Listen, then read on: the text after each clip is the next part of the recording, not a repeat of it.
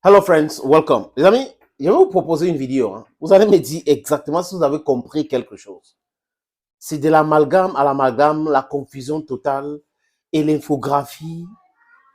Vraiment, tous les jours, c'est la même chose. En fait, le journaliste dit quoi? Que les Ukrainiens... Je suis en train de faire la vidéo.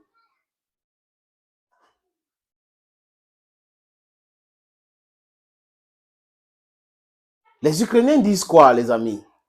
Il y a l'avancée, ils sont en train d'avancer. Vraiment, c'est positif. Les Russes sont en mal, en difficulté. Mais il n'y a aucune image. Aucune image. Les Russes ont dit clairement que c'est les zones grises. Et tout le monde peut confirmer cela. Comment se fait-il qu'un journaliste sur un plateau vraiment... Et quand on dit que c'est le média mensonge, c'est des propagandistes, des gens, certaines personnes, je ne sais pas, c'était de nos frères traîtres, vont commencer, non, vous voyez, c'est vous, les Russes et tout. Non, on les prend au mot. Ce qu'ils disent, on analyse. Je vais vous proposer une toute petite vidéo. Ça dit que c'est trouvé de contre-vérité et du n'importe quoi. Les Ukrainiens avancent, ils progressent. Et le vice-ministre de la Défense qui vient dire, c'est graduel, c'est sûr, vers Bakhmut. Et si vous écoutez là, ces gars, vous allez vous dire que, franchement, l'Ukraine est en train de tout récupérer et que la Russie est en débandade totale. Et c'est les Ukrainiens qui donnent l'information sur le regroupement de plus de 100 000 hommes et que les Russes tentent d'ouvrir notre front. Mais ils sont en pleine guerre. Pourquoi est-ce qu'ils pensent que le Machkarova ou la distraction ne fait pas partie des stratégies? Si vous êtes sur 3 fronts et que nous sommes sur une norme, on va créer 7 fronts. C'est normal. Mais pourquoi est-ce que, je ne sais pas moi, alors sauf les Ukrainiens progressent, les Russes sont en débandade. Vraiment, c'est positif. Ça sert à quoi ce genre de mensonge? Nous sommes en l'ère de 2.0. Les gens peuvent vérifier les informations. Et les Russes ont fait quelque chose de formidable. Hein? Les blogueurs de guerre sont sur le terrain. Ils prennent les images, ils mettent sur leur blog. Les gens peuvent voir. Vous savez que certains journalistes ont été transformés en communicants. Donc, ils font de la propagande. Alors, on peut regarder les images en temps réel pour savoir si les Russes subissent ceci ici, si les Ukrainiens sont en difficulté là-bas.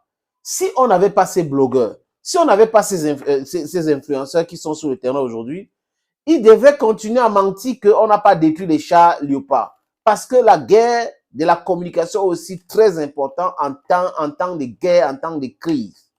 Et depuis des lustres, ils ont dompté ce secteur. Mais aujourd'hui, tout le monde entier les prend dans leur propre piège. Ils ne peuvent plus continuer à mentir comme ça. Mais vous avez des gens sur les chaînes de télévision qui oublient qu'il y a d'autres voies et moyens alternatives de communiquer, d'avoir des informations, qui viennent sur un plateau de télévision raconter des choses vraiment incroyables. Les amis, vous êtes des gens très intelligents. Vous allez faire votre idée. J'ai regardé cette vidéo avant de vous proposer, mais je n'ai rien compris. Si vraiment il y a quelque chose que j'ai compris, c'est le mensonge en mensonge, la manipulation en manipulation, des gens qui se dédient, des gens qui parlent sans s'écouter. Regardons la vidéo, les amis. Là, on est sur un duel qui tourne clairement à l'avantage des Ukrainiens. Il y a des inquiétudes malgré tout, Justine, parce que les Russes répondent en quelque sorte en contre-attaquant au nord. Effectivement, depuis hier soir, des chefs militaires ukrainiens se disent préoccupés par une éventuelle poussée russe dans la région de Kharkiv, précisément vers ces deux villes qui sont aux mains des Ukrainiens, la ville de Kupiansk et celle de Liman. 3 déclarations au moins vont dans ce sens. D'abord celle de Serhiy Cherevati, porte-parole du groupement oriental des forces armées de Kiev, et il s'exprimait hier soir en direct à la télévision ukrainienne. Écoutez. І потужно наносить по них удар. Тобто це не вчора появилося 100 тисяч. Плюс-мінус ця цифра може трішки більше, трішки менше, трошки більше може бути. Le commandant des forces terrestres ukrainiennes, le colonel général Oleksandr Syrski, précisent même que ce sont des troupes d'élite, des troupes aéroportées qui seraient déployées. Et enfin, dernière déclaration, celle d'Anna Maliar, vice-ministre de la Défense ukrainienne, qui voit même une réponse directe des Russes aux attaques de Kiev sur d'autres fronts. Dès que nous prenons l'initiative opérationnelle et que nous commençons à avancer, l'ennemi s'active dans d'autres zones pour distraire et attirer nos forces. Les Russes paniquent face à notre avancée dans la direction de Bakhmout parce qu'elle est graduelle et quotidienne. L'ennemi s'est déplacé vers la direction de Kupiansk, comme il l'a déjà fait à maintes reprises, mais en vain. En clair, les Russes tenteraient d'ouvrir une sorte de troisième front dans le nord-est pour obliger Kiev à détourner une partie de ses troupes et des défenses ukrainiennes et donc d'affaiblir leur offensive vers le sud. Précisons quand même qu'on n'a pour le moment aucune image qui confirme ces rassemblements, mais effectivement, 100 000 hommes massés sur un endroit précis du front, ça serait quasiment inédit depuis le début de la guerre. En effet, merci infiniment. Vous avez des gens qui disent qu'ils ont préparé une émission. Il n'y a aucune image, mais ils font des déclarations. Vous avez un présentateur qui anime une émission, qui vient vous dire que les Ukrainiens, franchement, c'est formidable ce qu'ils sont en train de faire, mais, et en regardant l'élément qu'ils nous proposent, on comprend que c'est un torchon. C'est du n'importe quoi, du gros n'importe quoi. Ce qu'on écoute, c'est qui? Les Ukrainiens, qui disent des choses, il n'y a pas d'image. Mais de l'autre côté, pour équilibrer l'information, il n'y a aucune qui vient de la Russie, de l'état-major russe. Même nous dit que on les a contactés, ils n'ont pas confirmé cette information, rien du tout. It's a one-sided something.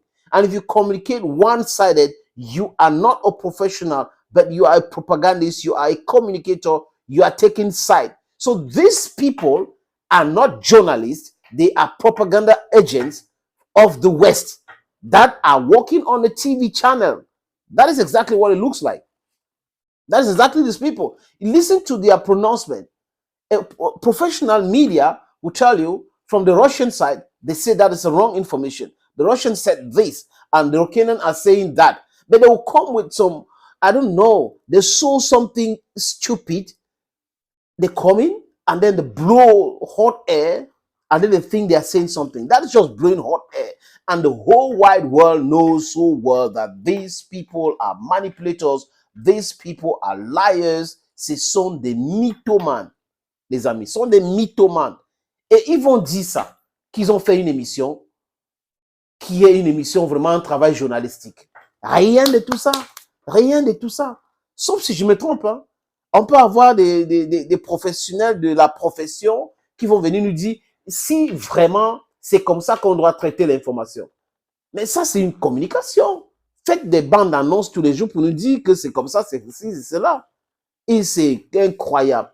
Et ils pensent, quand ils finissent de faire ça, ils pensent que quelqu'un quelque part peut écouter ça. I don't know. But these people are making a mockery of themselves.